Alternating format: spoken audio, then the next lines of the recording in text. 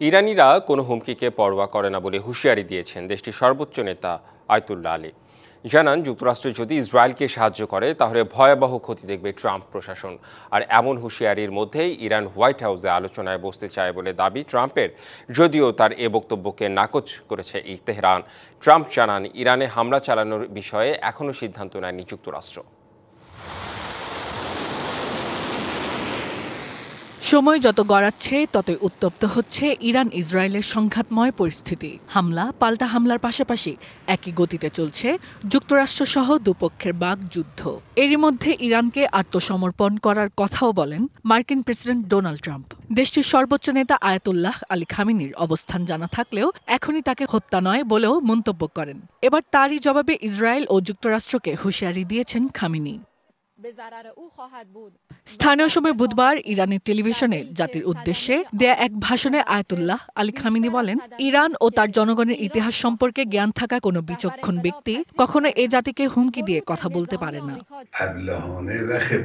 আমেরিকানদের জানা উচিত, যে কোনো মার্কিন সামরিক হস্তক্ষেপ অপূরণীয় ক্ষতির কারণ হবে। এর পরিণতি তারা সহজে সামাল দিতে পারবে না। আর আমরা কারো চাপের মুখে আত্মসমর্পণ করব না, কারণ ইরান জাতি কারো হুমকির কাছে মাথা নত করে না। এখন যা হচ্ছে এটি ইহুদিদের জন্য শাস্তি।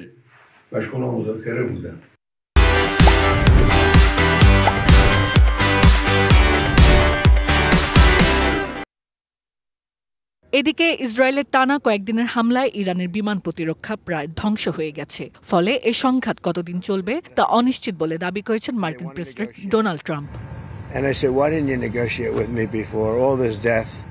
ইরানের আলোচকরা ইঙ্গিত দিয়েছেন তারা আলোচনায় বসতে চায়, আর তারা চাইলে হোয়াইট হাউসে আসতে পারে, যদিও এটি এখন অনেকটাই কঠিন হয়ে দাঁড়িয়েছে। এছাড়া যুক্তরাষ্ট্র ইরানে হামলা চালাতেও পারে, নাও চালাতে পারে। তবে ইসরায়েলের প্রেসিডেন্ট বেনিয়ামিন নেতানিয়াহুকে হামলা চালিয়ে যেতে বলেছে।